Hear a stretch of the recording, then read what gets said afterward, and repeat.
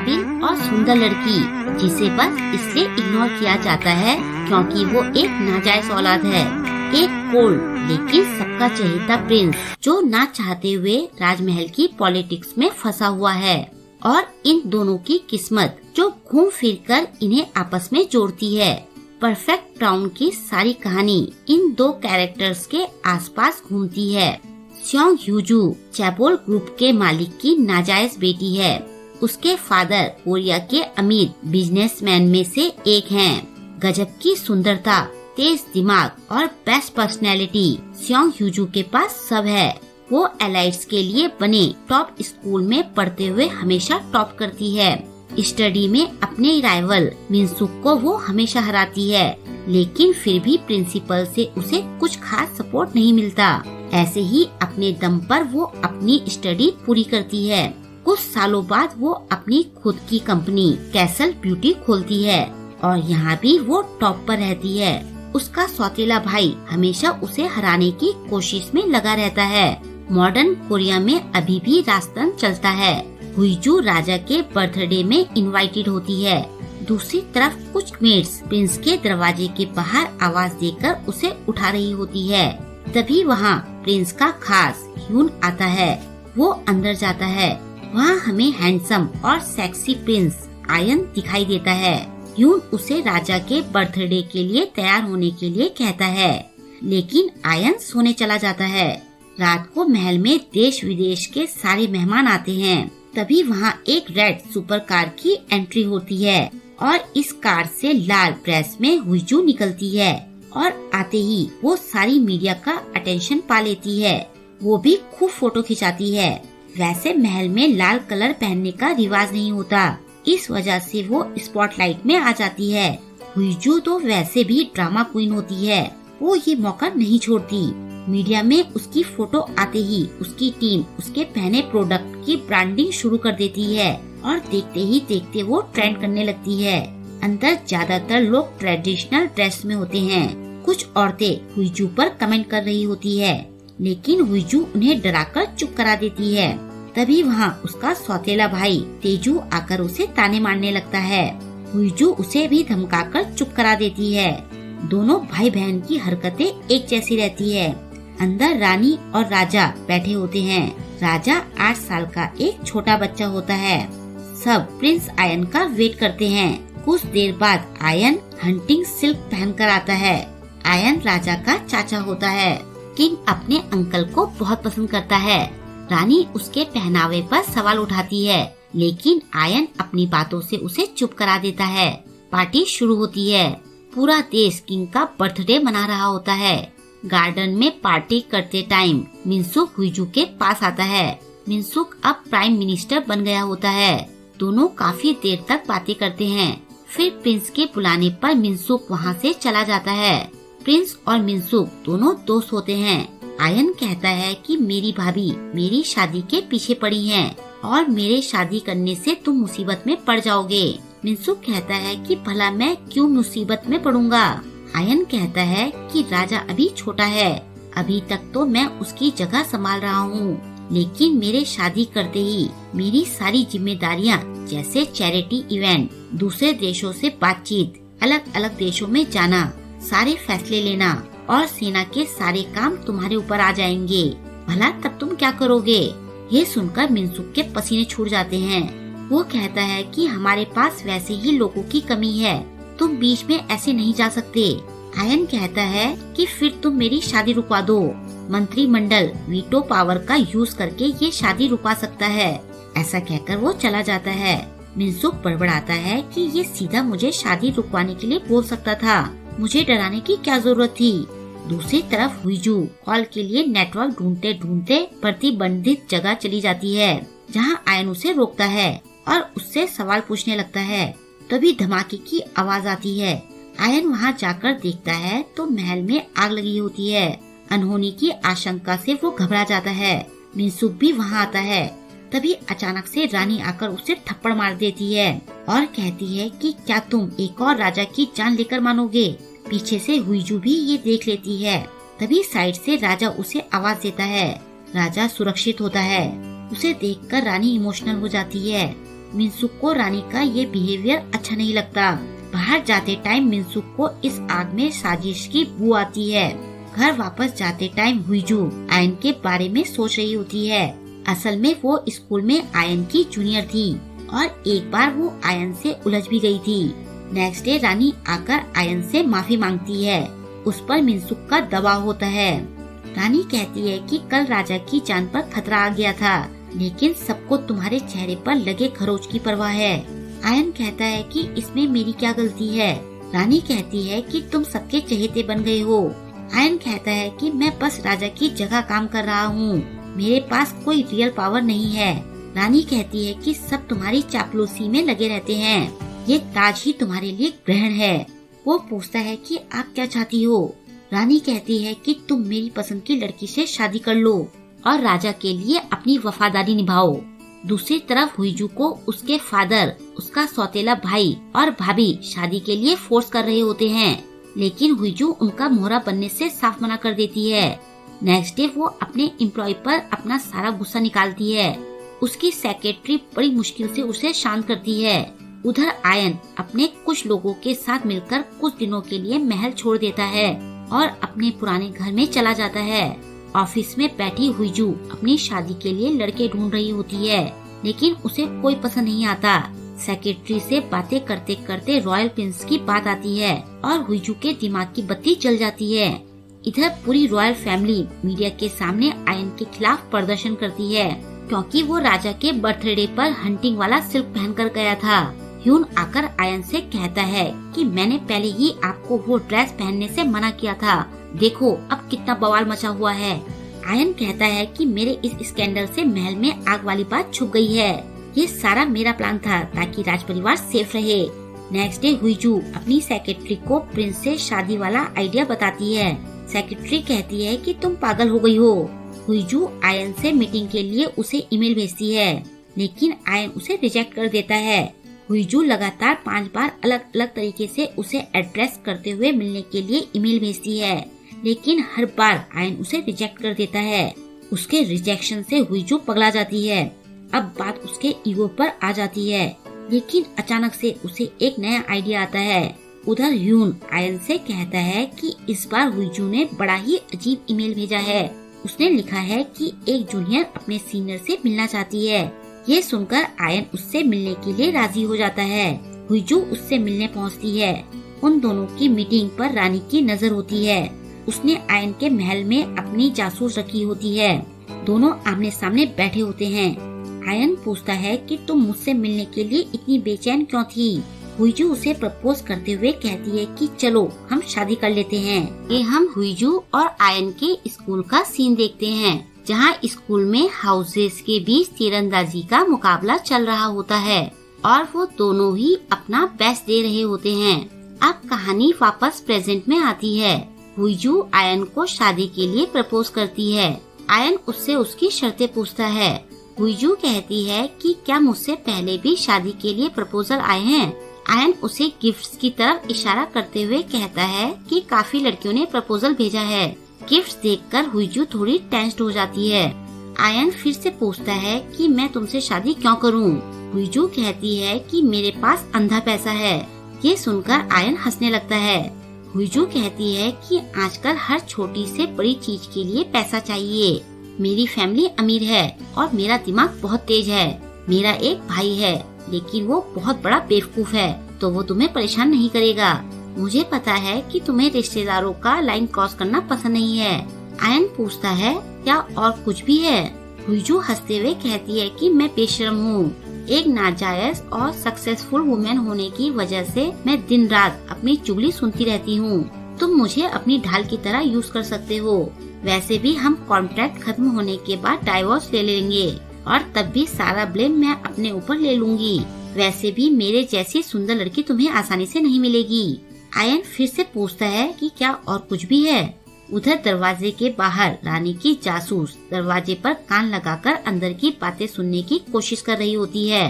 तभी ह्यून वहाँ आ जाता है। उसके पूछने पर वो कहती है कि मैं चाय अंदर ले जा रही थी। ह्यून उससे चाय लेकर अंदर चला जाता है और चाय रखकर वापस आ जाता है। दूसरी तरफ रानी ने एक अमीर घराने की लड़की को आयन से शादी की बात के लिए बुलाया होता है। नेक्स्ट डे हुईजू नाचते हुए अपने ऑफिस पहुंचती है। उसकी सेक्रेटरी पूछती है कि तुम इतना हंस क्यों रही हो, कल क्या हुआ? ये सुनकर हुईजू सीरियस होते हुए कहती है कि उसने मुझे रिजेक्ट कर दिया। सेक्रेटरी कहती है कि क्या प्रिंस ने बताया कि उन्हें क्या चाहिए? हुईजू कहती है कि वो प्यार के लिए शादी करना चाहता है, ये उसका सपना है। सेक्रेटरी कहती है कि वो तो काफी रोमांटिक है।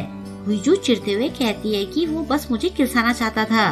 सेक्रेटरी पूछती है कि अब तुम क्या करोगी? हुईजू कहती है कि मैं फिर से ट्राई करूंगी। सेक्रेटरी कहती है कि क्या इससे वो मान जाएगा? वैसे भी शादी के लिए प्रपोज करते हुए ऐसे कौन कहता है कि मेरे पास पैसा, पावर और एक बेवकूफ भाई है और मैं डिवोर्स के पेपर भी साइन करूंगी। तुम्हें तो थोड़ी सी भी शर्म नहीं है। हुईजू कहती है कि प्रिंस वैसे भी चापलूस लोगों से घिरा हुआ है, उसे जीतने के लिए मुझे प्लान चाहिए। मुझे लगता है कि उसे मेरे जैसी सन की लड़की पसंद आएगी क्योंकि वो खुद एक सन की है। उधर रानी प्रिंस की शादी के लिए आई लड़की को रिजेक्ट कर देती है। उसका प्लान रहता है कि सारे लोग प्रिंस के पीछे पड़े रहें ताकि वो परेशान होकर जल्दबाजी में शादी कर ले। वो हुईजू से मिलने का प्लान बनाती है। नेक्स्ट डे हुईजू अपने एम्प्लॉय को झांसे में लेकर उसे प्रिंस का सारा शेड्यूल पता करने को कहती है। उसका एम्प्लॉय अपने कनेक्शंस का यूज करके अपना काम कर देता है। इसके बाद जब अपने शेड्यूल के हिसाब से आयन घुड़सवारी के लिए जाता है तो हुईजू भी वहां पहुंच जाती है और उसे छेड़ने लगती है। अगले दिन प्रिंस अपने फेवरेट रेस्टोरेंट में खाने पहुंचता है तो हुईजू वहां भी आ जाती है। वो आयन से कहती है कि मुझे तुम्हारे सारे शेड्यूल के बारे में पता है। ये सुनकर आयन डर जाता है। वो छुप छुपाकर मूवी देखने पहुंचता है तो वहाँ भी हुईजू पास में उस पर नजरें गड़ाकर बैठी होती है। बेचारा आयन इतना परेशान हो जाता है कि वो अपना शेड्यूल ही चेंज कर देता है। कुछ दिनों बाद हुईजू के घर वाले जबरदस्ती उसे ब्लाइंड डेट पर भेजते हैं। लड़का तो अच्छा रहता है लेकिन हुईजू को उसमें कोई इंटरेस्ट नहीं होता। आर्ट गैलरी में घूमते टाइम उसे ह्यून वहाँ मिलता है। हुईजू की ब्लाइंड डेट पर आया लड़का उससे शादी के लिए मना कर देता है। दूसरी तरफ ह्यून आयन को बताता है कि आज मुझे हुईजू मिली थी। आपके रिजेक्शंस के अगले दिन ही उसने एक नया लड़का ढूंढ लिया। वो बहुत कूल है। ये सुनकर आयन को थोड़ी इरिटेशन होने लगती है। ह्यून कहता है कि मुझे तो डर था कि कहीं वो रानी से मिली हुई तो नहीं है। आयन कहता है कि मेरी भाभी की फैमिली से 4 रानियां बनी है। मेरी भाभी हुईजू जैसी आम लड़की के साथ मिलकर साजिश नहीं कर सकती। रानी की अपनी एक सेल्फ रिस्पेक्ट है। ह्यून पूछता है कि वैसे उन दोनों के बीच जीत किसकी होगी। हुईजू के यहाँ आने के बाद मैंने उसके बारे में पता किया। वो कुछ भी स्पेशल नहीं करती। वो बस काम के लिए घर से निकलती है। उसके ज्यादा दोस्त भी नहीं है। वो अपनी सेक्रेटरी के साथ लंच करती है और मूवी भी उसी के साथ जाती है। शायद ये उसके स्वभाव के कारण है। आयन कंफ्यूज होकर उसे देखता है। ह्यून कहता है कि क्या आपको नहीं पता, उसे स्कूल में सनकी के नाम से जाना जाता था। ऐसा शायद ही कोई था जिससे उसने लड़ाई नहीं की होगी और वो कभी हारी भी नहीं है। मैं तो जानने के लिए बेताब हूँ कि अगर हम स्टेटस को हटा दें तो दोनों में से कौन जीतेगा। उसकी बातें सुनकर आयन भी सोच में पड़ जाता है। महल में रानी अपने हस्बैंड के बारे में सोच रही होती है। पास्ट में राजा अपना राजा का पद छोड़ना चाहता था लेकिन रानी उससे कहती है कि इससे अच्छा तो तुम मर ही जाते। ऐसा कहकर रानी राजा के लिखे लेटर को आग लगाकर चली जाती है। राजा वहाँ फैल रही आग को नहीं बुझाता और उसी आग में राजा की डेथ हो जाती है। जब राजा की बॉडी को बाहर लाते हैं तो आयन वहाँ पहुँचता है। वो अपने भाई की बॉडी को देखकर इमोशनल हो जाता है। कहानी वापस प्रेजेंट में आती है। आयन को अभी भी राजा की मौत वाला दिन बार बार याद आता रहता है, जिस वजह से वो ढंग से सो नहीं पाता। अगले दिन एक इवेंट होता है जहाँ राजा को काफी लोगों से मिलना होता है और कईयों को अवार्ड भी देने होते हैं। रानी छोटे राजा को सब समझाते हुए कहती है कि आपको ये दिखाना होगा कि आप प्रिंस के बिना भी सब कर सकते हो। हुईजू को भी इस इवेंट में अवार्ड मिलना होता है। वो जाने के लिए तैयार हो रही होती है और तैयार होकर वो इवेंट में पहुंचती है। किंग भी वहां पहुंच जाता है लेकिन वो तो एक बच्चा ही है। बेचारा बहुत नर्वस हो रहा होता है। तभी आयन वहां पहुंच जाता है और उसे सेफ फील करवाता है। असल में कुछ घंटे पहले ही किंग उसे कॉल करके आने के लिए कहता है। जब किंग इवेंट में पहुंचता है तो इतने सारे लोगों और कैमरों की चकाचौंध से वो नर्वस हो जाता है, लेकिन आयन उसका हाथ पकड़कर उसकी नर्वसनेस दूर करता है। इवेंट शुरू होता है।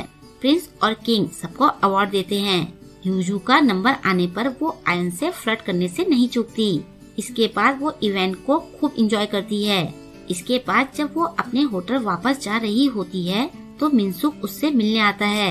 ह्यूजू ने इवेंट में मिली फनी कैप पहनी होती है।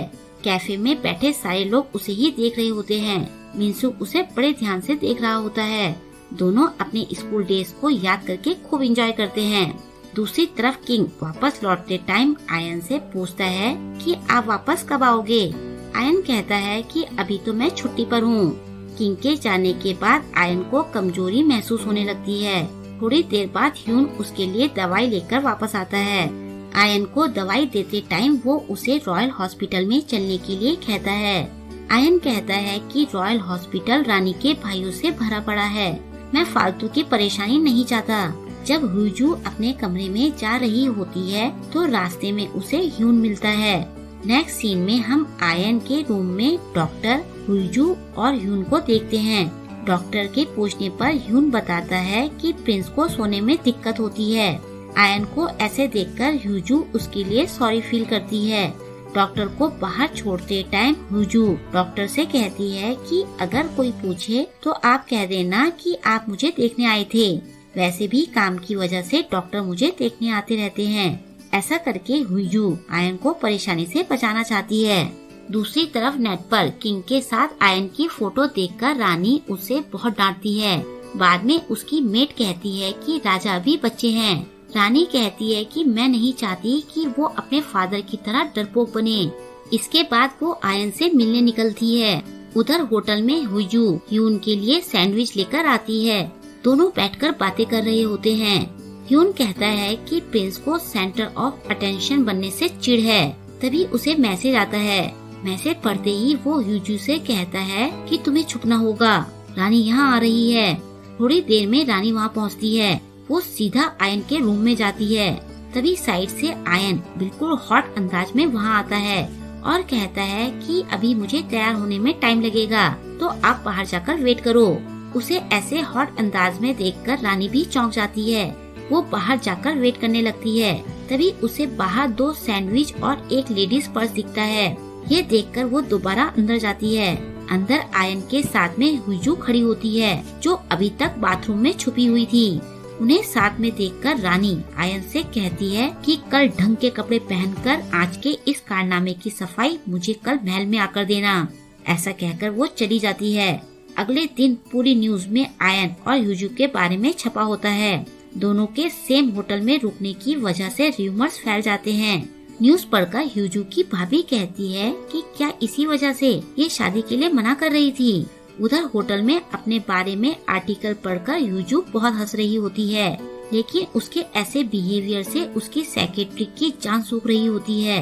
होटल से डॉक्टर के निकलने की वजह से तो ह्यूजू के प्रेग्नेंट होने तक का गैस किया जाने लगता है और ये सुनकर ह्यूजू खुद शॉक्ड हो जाती है, लेकिन उसे इसमें बहुत मजा आता है। उनकी न्यूज से रानी अपने अलग प्लान्स बना रही होती है। उनके इस स्कैंडल से मिनसुक भी परेशान हो जाता है। वो प्रिंस और ह्यूजू दोनों को कॉल करता है, लेकिन दोनों ही उसकी कॉल नहीं उठाते। प्रिंस होटल से निकलता है और अपने प्राइवेट महल चलने के लिए कहता है। ह्यून कहता है कि रानी ने हमें महल में बुलाया है, लेकिन आयन उसे अपने महल चलने के लिए कहता है और ह्यूजू को वहाँ मिलने के लिए बुलाता है। इस बार उसकी सेक्रेटरी भी साथ में होती है। प्रिंस उसे अकेले अंदर मिलने बुलाता है। अंदर जाकर ह्यूजू फिर आयन से फ्लर्टिंग शुरू कर देती है। प्रिंस उससे माफी मांगते हुए कहता है कि मेरी वजह से तुम भी इस स्कैंडल में बलि का बकरा बन गई। ह्यूजू कहती है कि मुझे इसकी आदत है। मेरे फादर और मेरे भाई मेरे पीछे पड़े रहते हैं ताकि मेरी एक गलती पर वो बोर्ड ऑफ डायरेक्टर्स में से उसे मेरी जगह रिप्लेस कर सकें। और जानते हो इसकी वजह क्या है? क्योंकि उसकी शादी एक महान परिवार में हुई है, इसलिए मैं भी ऐसी ही फैमिली में शादी करना चाहती हूँ। प्रिंस पूछता है कि क्या तुम एक खाली टाइटल के लिए मुझसे शादी करना चाहती हो?